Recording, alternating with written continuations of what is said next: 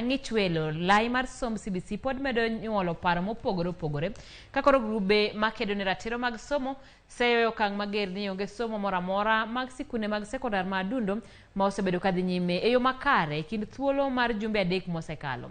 Chakra nyithindo riwruoge grade mar 7 Jailieta miyowa mathoth. Riwruok mok mar piny owacho mong'ere kaka elimu bora koro dwaro mondo piny owacho othich oko lai mar somb CBC nyaka ikrok makare oketi. There is still a huge gap in provision of the physical infrastructure in most public schools, including inadequate, insufficient or non-existent buildings and furniture, and this is compounded by their accessibility for learners and teachers with disability. The government must forthwith stop using children as pawn by putting them through a chaotic, ill-thought out and rushed to education system. The junior secondary school, especially those domiciled in public primary schools, are marred with huge challenges ranging from congestion to a shortage in infrastructure, teachers and even classrooms. Gimedo ni ng'ikruok makamano osemiyo moko kuom jonyuol ma nyithigi ntiere grade mar 7 koro ndiko nyithigi mondo tim penj mar klas 8 KCPE. What yardstick is the Presidential Working Party on Education Reform using to declare that the grade 7 learners have successfully transitioned?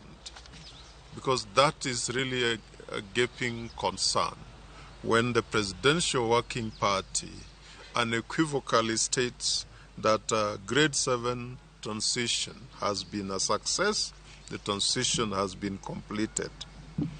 We are concerned and we are worried and we ask, is this a sign of things to come?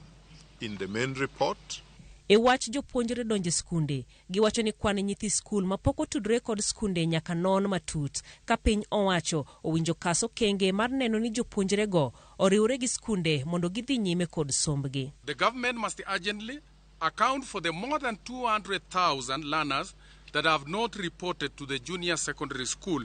If they are running away from a failed system, what is the government doing to address this? Kenyans demand for an answer because this is the obligation of government. Gisayo bendo deko chwalo jopuonj ni skunde ka gimedo ni kwan mag jopuonj midwa ore skunde go tin kopim kod jopuonjre mag junior secondary.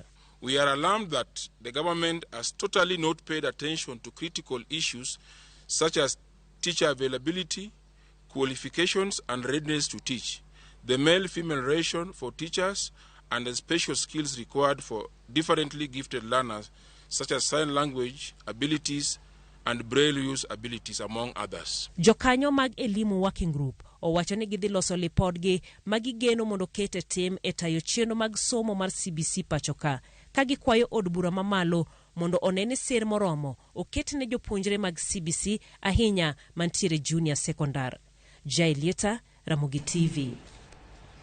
Nyakora Ramogi kawa wuok kanyo to wadhi nyaka e county ma Kisumo